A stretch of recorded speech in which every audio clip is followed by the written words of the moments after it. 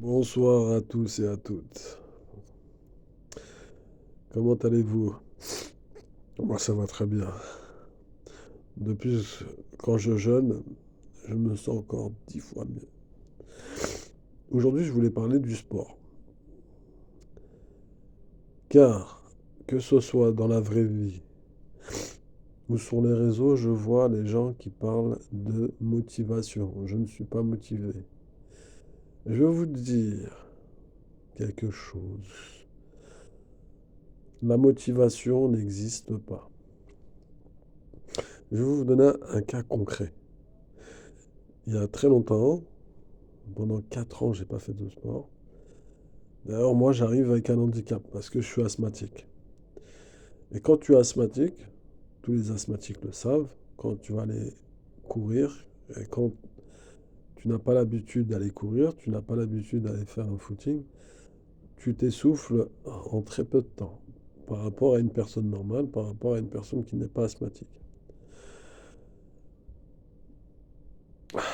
Ça veut dire que quand tu as envie d'aller faire du sport, car tu sais les bénéfices du sport, tu te fixes l'horaire que là où à l'heure où tu dois aller courir, par exemple, ou aller à la salle de musculation, tu mets ta tenue, je sais pas, tu te dis par exemple à 6 heures du matin, ou, euh, ou le soir après ton activité professionnelle, après, une fois que tu as fini le travail. Tu te fixes une heure, tu mets ta tenue, fatigué ou pas, tu vas faire ta séance de footing, ou tu vas à la salle de musculation, par exemple. Mais il est certain que la motivation n'existe pas, c'est éphémère. Tu vas écouter, tu vas mettre du son de, je sais pas moi, de Rocky, où tu vas voir des images, des extraits de films, il est en train de faire des pompes ou taper le sac, ça va te motiver quand ça va te motiver. Mais la motivation, c'est éphémère, ça peut durer 3 jours, une semaine, et ça s'estompe. Le mieux, c'est de se mettre dans une bulle et de ne pas penser à la souffrance. Tu te lèves le matin à 6 heures du matin ou à 4 heures du matin, tu ouvres la porte et tu te poses pas de questions et tu fonces. C'est le meilleur moment.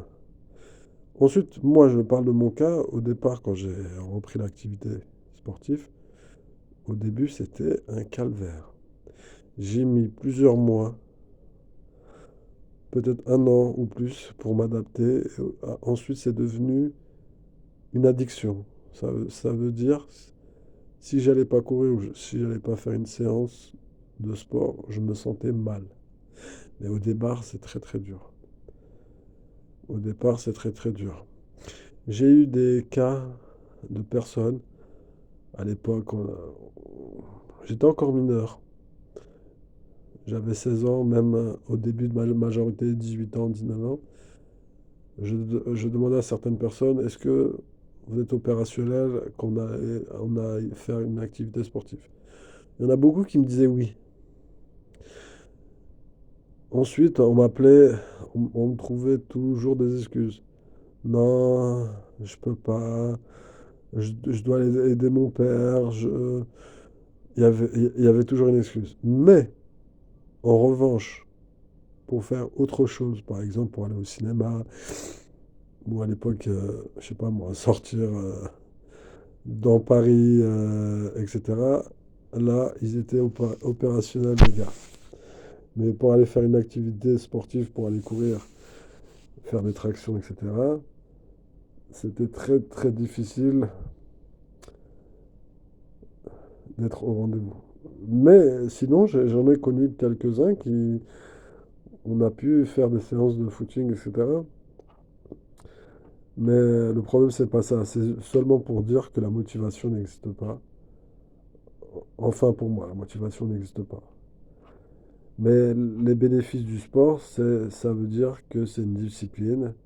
Et cette discipline, si tu fais ça sur le long terme, ça va te poursuivre toute ta vie. Ça veut dire que ça veut dire que ça définit que tu es une personne qui ne lâche pas à faire. Si tu as des objectifs dans la vie demain, etc., grâce au sport, ça va,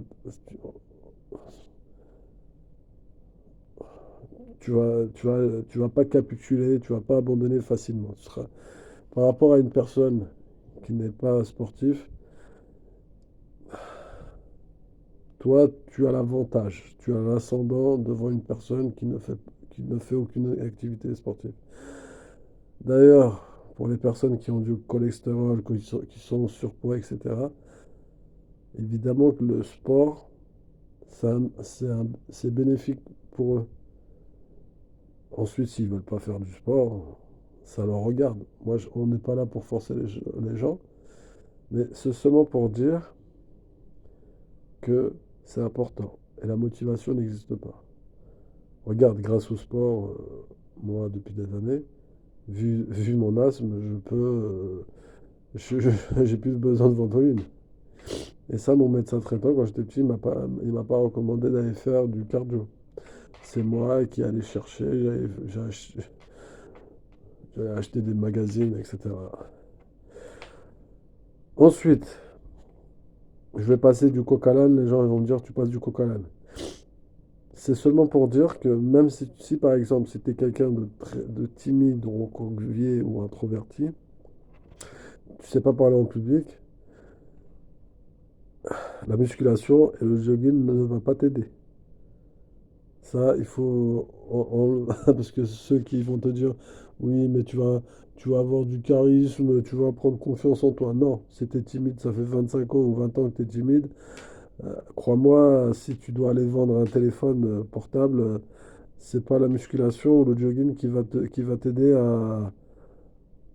à convaincre le client pour acheter ton téléphone.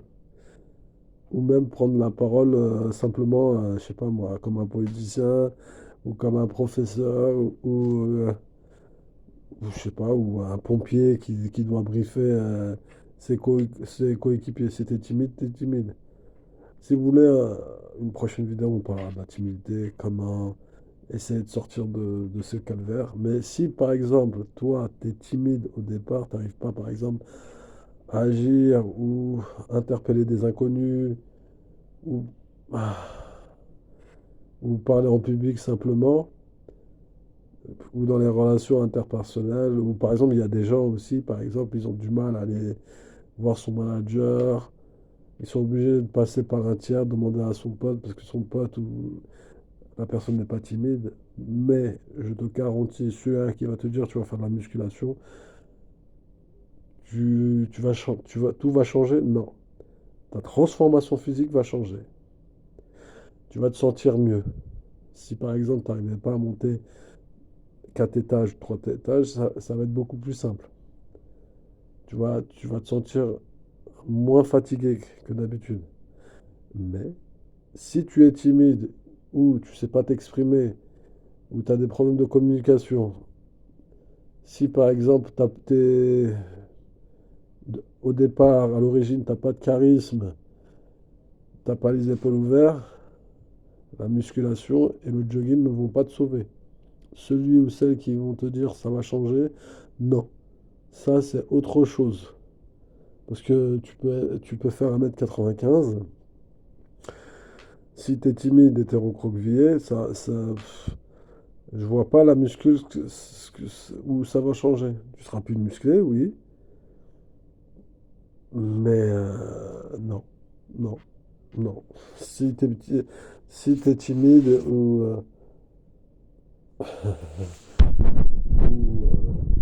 si t'es timide et t'arrives pas à prendre la parole en public, si tu bégayes, etc., c'est totalement faux. Celui ou celle qui te dira ça va changer, c'est totalement faux, c'est autre chose. D'ailleurs, je vais vous lire les bénéfices du sport. Et moi, je vous dis que la motivation, c'est faux, c'est du fromage. La musculation et le jogging offrent de nombreux bienfaits physiques et mentaux.